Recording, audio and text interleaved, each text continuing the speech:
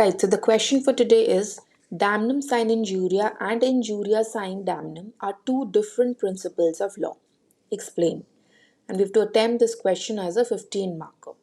Before attempting this question, let's prepare an answer framework for this.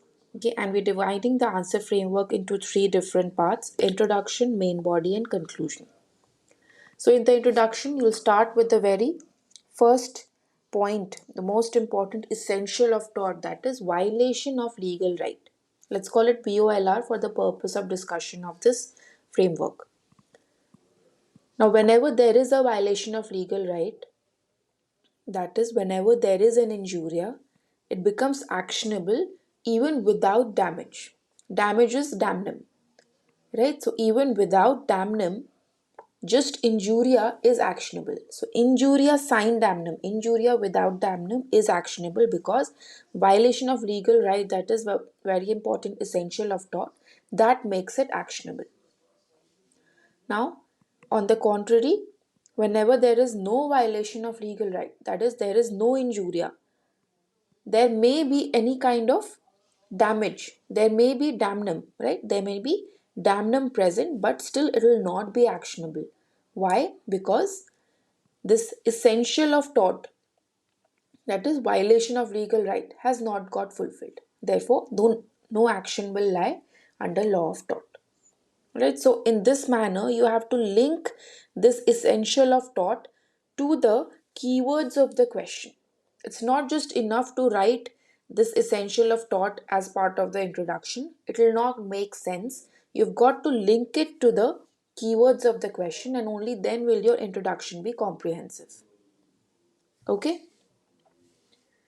Thereafter, let's move on to the main body.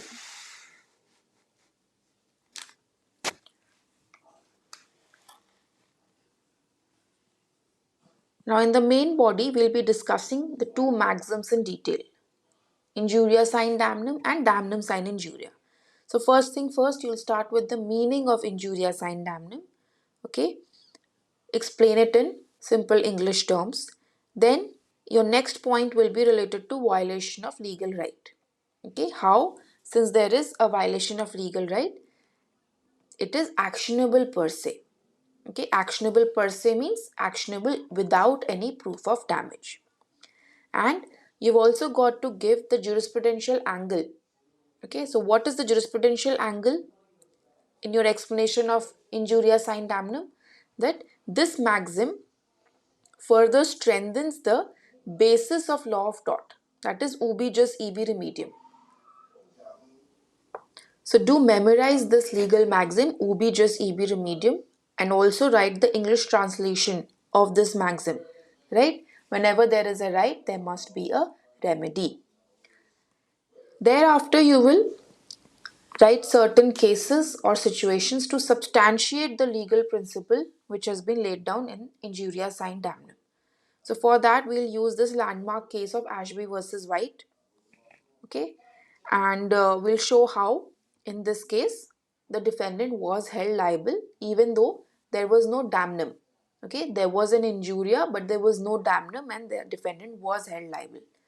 Now, my suggestion to you is, instead of preparing another case law for this topic of injuria sine damnum, how about modifying the facts of Ashby versus White in a way that in the modified fact scenario, the defendant would not be liable. Okay, we'll explain this in the detailed video on this question.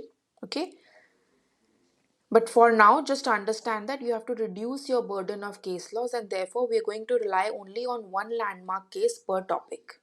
Okay, Ashby versus White for injuria sine damnum, and similarly for damnum sine injuria, we'll be relying on Gloucester Grammar School case. Okay, we'll follow more or less the same order of content in damnum sine injuria as well. We'll explain the meaning. Okay, then we'll explain how whenever there is no violation of legal right, even if there is damnum, it will not be actionable per se. Okay, and then you have to also explain the jurisprudential angle behind it, that is, till the time the defendant is within his legally exercisable right, he will not be held liable. Okay, so this is the rationale behind holding the defendant not liable whenever there is a case of damnum sine injuria. And then we come to the case law, Gloucester Grammar School case, wherein the defendant was not held liable because there was only a damnum but there was no injuria.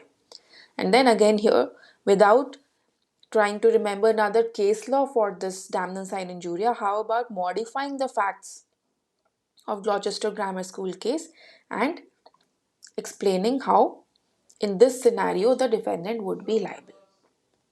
As a conclusion, you can talk about moral wrongs and legal wrongs.